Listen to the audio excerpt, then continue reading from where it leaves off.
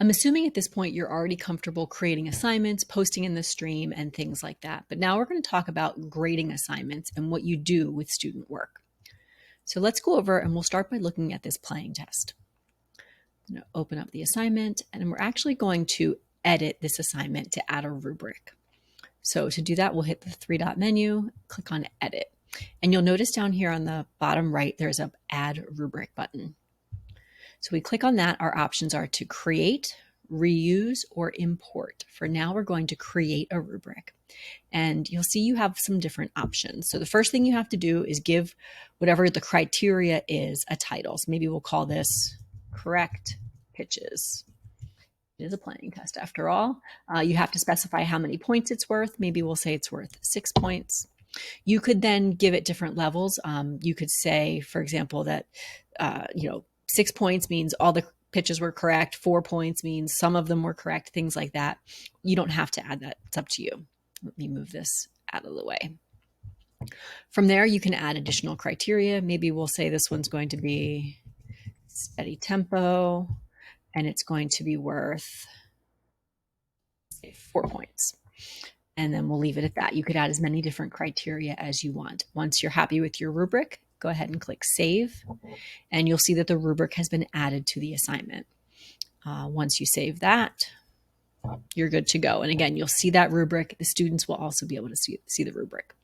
Now, something else I want to show you from this rubric that's kind of cool. Let's go back into it. One of the options is to edit, pretty obvious, or export to Sheets. When you export a rubric to Sheets, the nice thing is you can then share that Google Sheet with anybody else and they can use the rubric. So if I export this, I'm going to click on View. Here's what that rubric looks like in the Google Sheet. Now, they're saying don't edit this. I agree, don't edit this. But what's nice is if I go over to, let's go to a different assignment, maybe this one. If I go to edit this assignment, and let's say I wanted to add a rubric, remember one of my options is import from Sheets. So I could go over and import that playing test rubric, and now it's there. I don't need to recreate anything. I don't need to do any work. I could also reuse a rubric, and it's going to pull up the different rubrics I've made. Again, I could pull it in right there.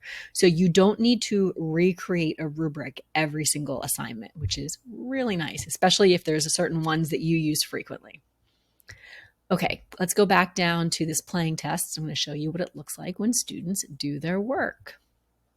So let's go View Assignment, and you can see here Student Work. So let's click on this first one. This was a playing test. The student, me, submitted a video. When we click on that, it's going to open up a new window, and you'll see the video on the left-hand side, whatever the student submitted. It might be a Google Doc, it could be an audio file, it could be any number of things. You'll see that. And then on the right-hand side, you see the rubric. So I could easily watch this video and then fill in, okay, correct pitches, we'll give them 5 out of 6. Tempo is great. And you can leave some comments right there.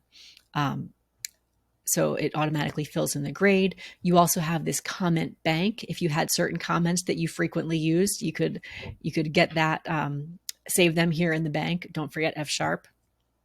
Beginning band directors, I'm sure you've dealt with that one before.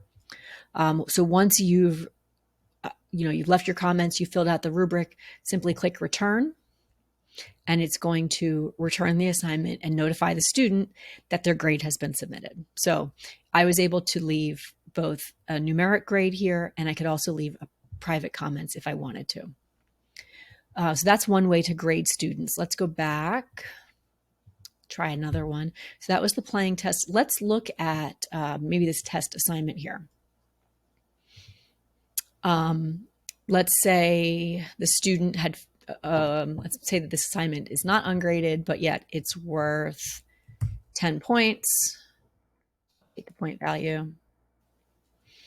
So I'm going to refresh.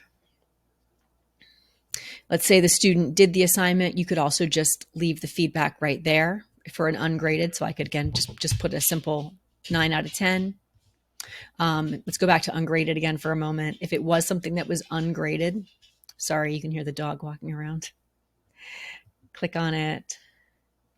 I have the options to give that student some comments. Moving this.